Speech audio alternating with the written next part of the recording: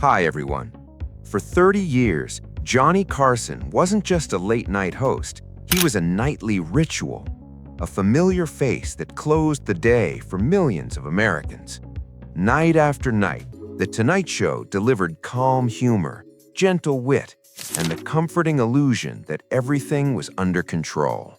But behind that relaxed smile was a meticulous professional who ruled his television kingdom with invisible authority.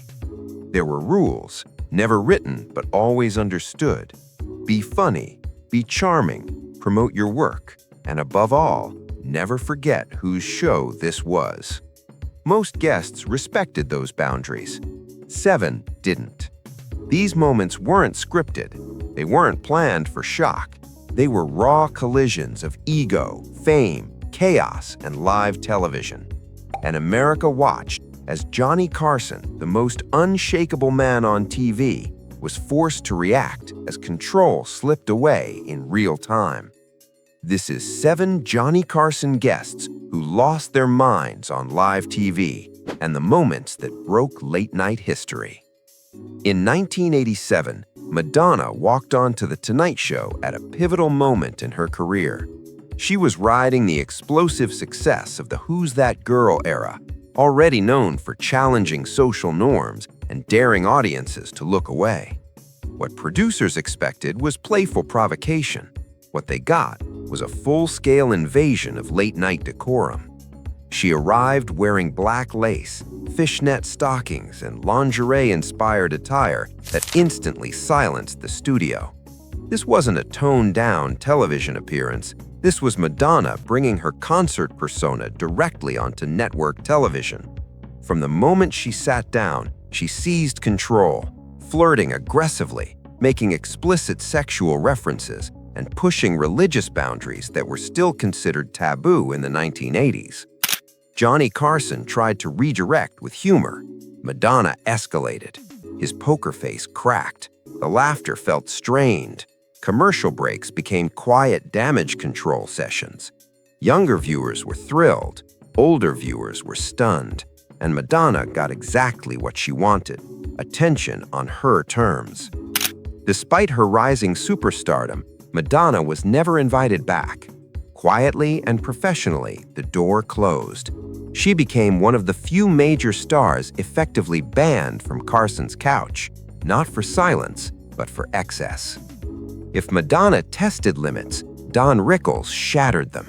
A trusted friend of Johnny Carson, Rickles once stormed the set uninvited in full CPO Sharky costume. The audience laughed, but the stunt hijacked The Tonight Show's rhythm. Carson smiled on camera, then went cold for months. In 1975, the illusion of control collapsed in a far darker way with Oliver Reed. Reed arrived at NBC Burbank Studios to promote Royal Flash, already infamous for heavy drinking. The problem was immediately obvious.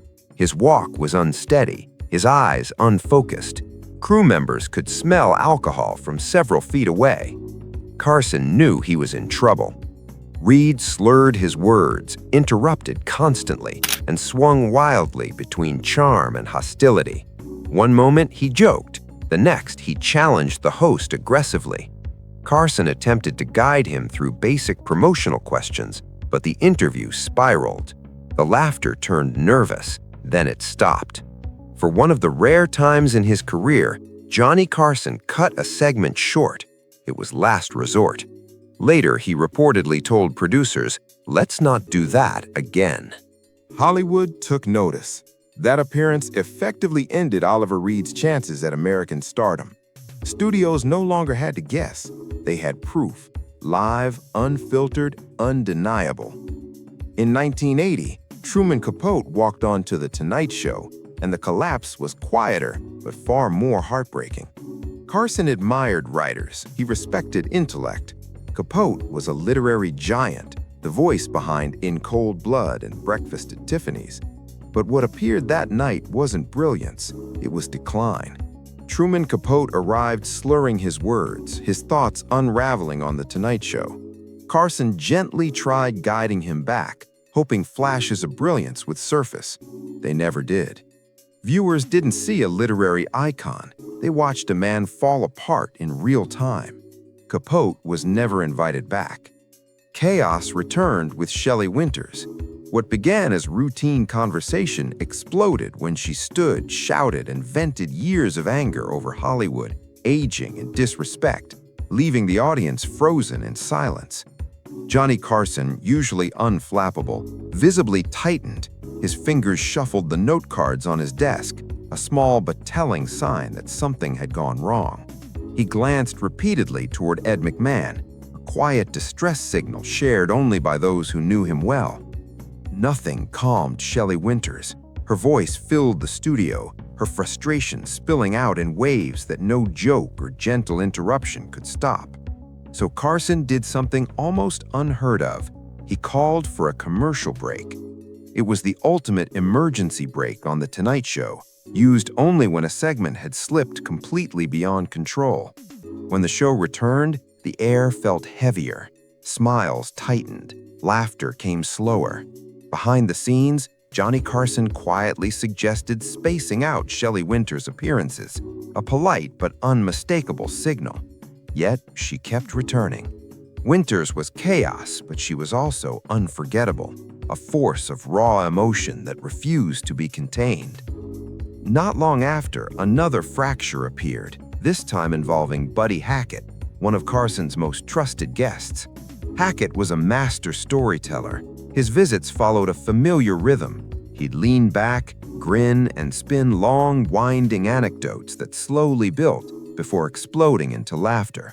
Carson barely had to guide him. The audience always felt safe.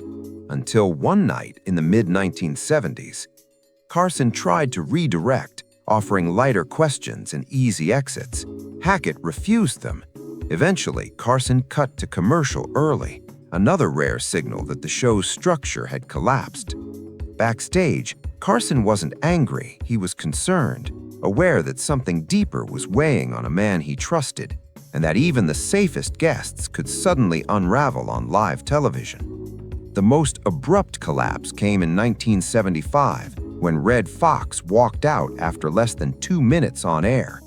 A heavy smoker, Foxx assumed he could light up on set, as had once been common.